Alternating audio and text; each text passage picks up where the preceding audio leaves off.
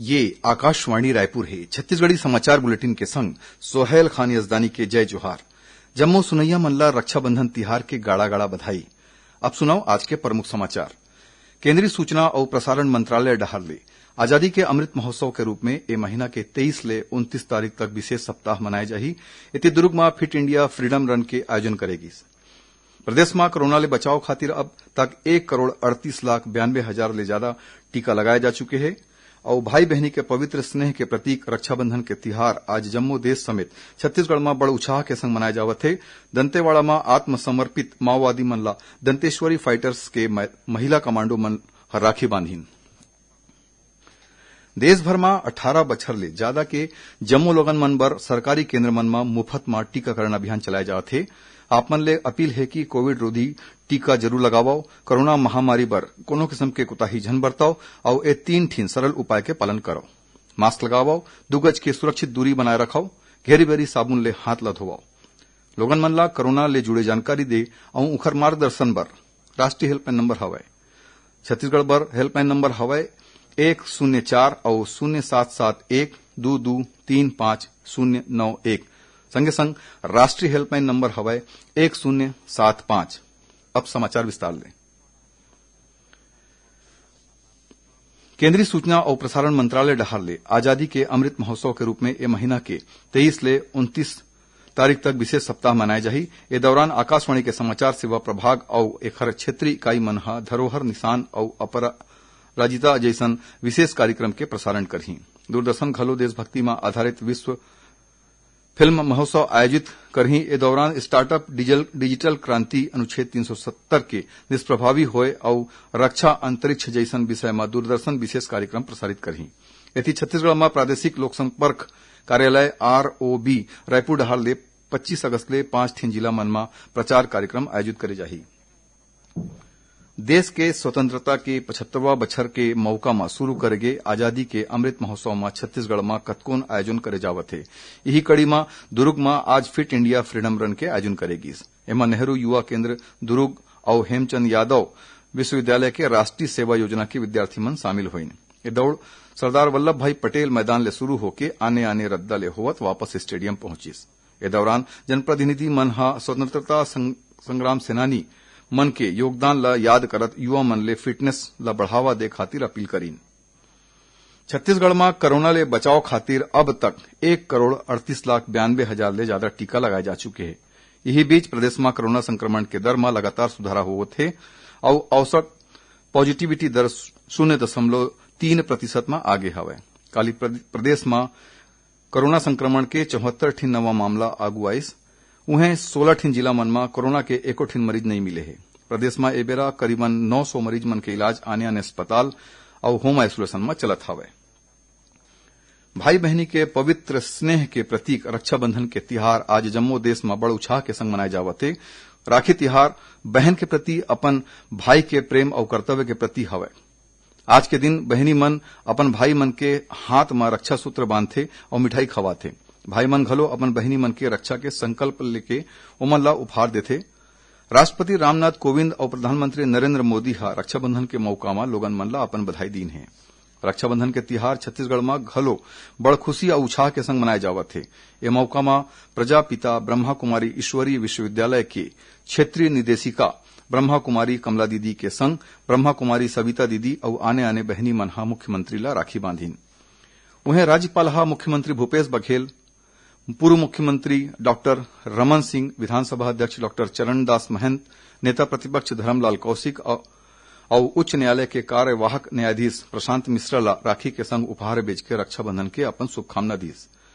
ऐसन रक्षाबंधन के मौका में राजभवन में पहली बार आयोजित कार्यक्रम में राज्यपाल हा अधिकारी और कर्मचारी मन ला राखी बांधीन। यही बीच राज्यसभा सांसद छाया वर्मा और छत्तीसगढ़ राज्य महिला आयोग के अध्यक्ष डॉक्टर किरणमयी नायक समेत महिला जनप्रतिनिधि मन हा मुख्यमंत्री ला राखी बांधीन। उहें प्रयास एजुकेशन सोसायटी टिकरापारा रायपुर के पढ़िया नोनी मन हा घलो मुख्यमंत्री के रायपुर स्थित उखर निवास पहुंच के ओमन ला राखी बांधीन। यही बीच मुख्यमंत्री हा लइका मन के मांग में प्रयास संस्था खातिर खेल सामग्री और डिजिटल ब्लैक बोर्ड पर 10 लाख रुपया के राशि स्वीकृत करीन है। प्रदेश के माओवाद प्रभावित इलाका में कार्य करैया अर्धसैनिक बल के जवान मन ला रक्षाबंधन के मौका में आने आने सामाजिक संगठन मन के मायलोगिन मन हा राखी बांधिन। यही कड़ी में दुर्ग जिला में अर्धसैनिक बल के संग रक्षाबंधन के तिहार मनाए खातिर आने आने संगठन मन के मायलोगिन मन पहुंचिन और जवान मन के कलाई मस रक्षा सूत्र बांधिन। वहीं दंतेवाड़ा जिला में आत्मसमर्पित माओवादी मन हा मुख्य धारा ले जुड़ के पहली बार रक्षाबंधन के तिहार मनाइस। ओमन ला दंतेश्वरी फाइटर्स के महिला कमांडो मन हा राखी बांधिन।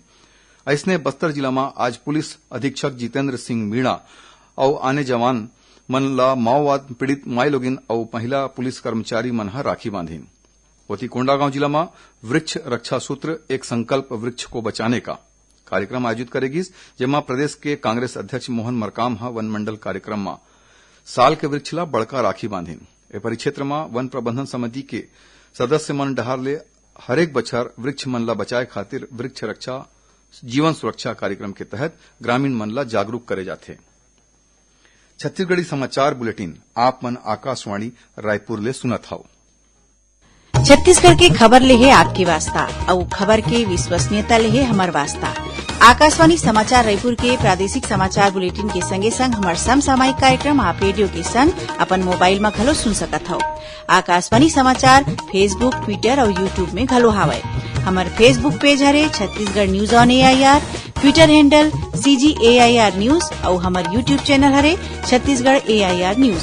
तो अब रेडियो के संगे संग आपके मोबाइल के माध्यम ले हम आप तक पहुंचत हन।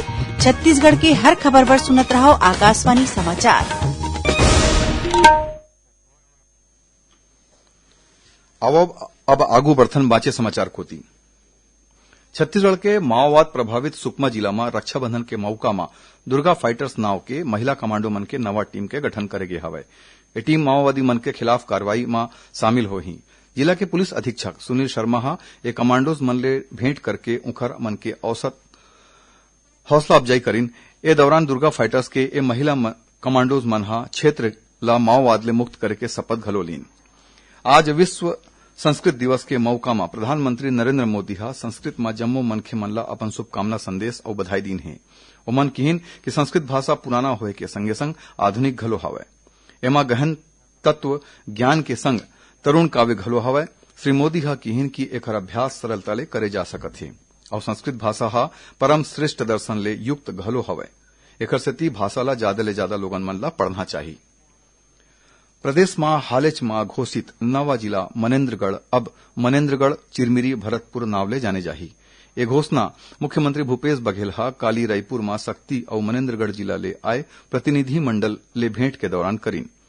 श्री बघेल हा किहिन कि प्रदेश में राजीव गांधी ग्रामीण भूमिहीन कृषि मजदूर न्याय योजना जल्दी शुरू करे जाही।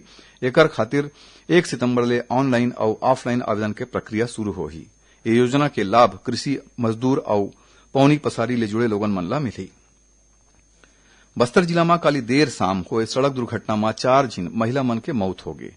अब 3 झीन आने आने माइलोगिन मन गंभीर रूप ले घायल हो गई। यह हादसा जिला के भनपुरी थाना क्षेत्र के देवड़ा चमिया मार्ग में पिकअप वाहन और ऑटो रिक्शा के आपस में टकरायले होइस। टक्कर अतका जबरदस्त रहिस कि मौकाच में 4 झीन महिला मन के तुरते मौत हो गई। मुख्यमंत्री भूपेश बघेल हा ए सड़क हादसा में 4 झीन माइलोगिन मन के मौत में दुख जताइन। ओमन के परिजन ला जिला प्रशासन डहार ले 25-25 हजार रुपया के सहायता राशि तुरते उपलब्ध कराइन। आखिर में प्रमुख समाचार एक घाव फेर। केंद्रीय सूचना और प्रसारण मंत्रालय डहार ले आजादी के अमृत महोत्सव के रूप में ए महीना के 23 ले 29 तारीख तक विशेष सप्ताह मनाए जाही। एती दुर्ग में फिट इंडिया फ्रीडम रन के आयोजन करेगी। प्रदेश में कोरोना ले बचाव खातिर अब तक 1,38,92,000 ले ज्यादा टीका लगाए जा चुके हैं और भाई बहनी के पवित्र स्नेह के प्रतीक रक्षाबंधन के तिहार आज जम्मू देश समेत छत्तीसगढ़ में बड़ उत्साह के संग मनाए जावत है। दंतेवाड़ा में आत्मसमर्पित माओवादी मन ला दंतेश्वरी फाइटर्स के महिला कमांडो मन हा राखी बांधी। एक संग छत्तीसगढ़ी समाचार बुलेटिन इहे सिरावत है। जय जोहार।